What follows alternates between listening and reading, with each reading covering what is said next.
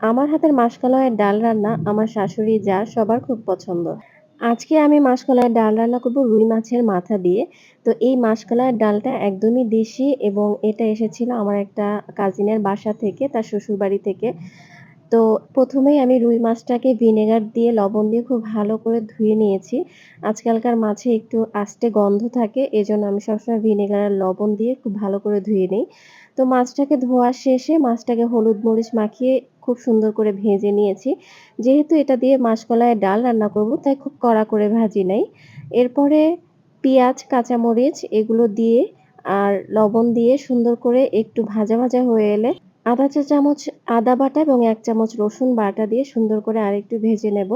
তারপরে হলুদের গুঁড়ো, মরিচের গুঁড়ো সবকিছু সুন্দর করে দিয়ে আরেকটু ভাজা, ভাজা করব।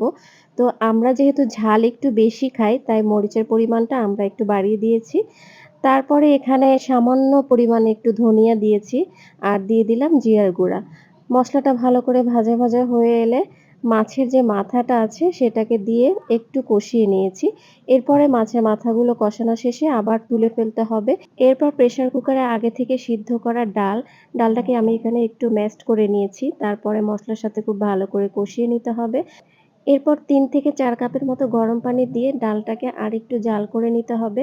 এরপর হচ্ছে বাগারের পালা। অল্প একটু পেঁয়াজ কুচি, রসুন কুচি আর শুকনা মরিচ সুন্দর করে ভেজে একদম লাল, লাল হয়ে এলে তারপর দিয়ে দেব এই ডালের ভেতরে ফোড়ন। আর ডাল রান্না করব একটু ধনেপাতা না হলে কি হয় বলেন? এখন সুন্দর করে একটু ধনেপাতা কুচি করে দিয়ে দিয়েছি ডালের ভেতরে। এরপর আরেকটু ঢাকা দিয়ে জাল করে ধনেপাতার স্মেলটা ডালের ভিতরে সুন্দর করে স্প্রেড হয়ে গেলেই হয়ে গেল আমার মাসকলাইয়ের ডাল রান্না।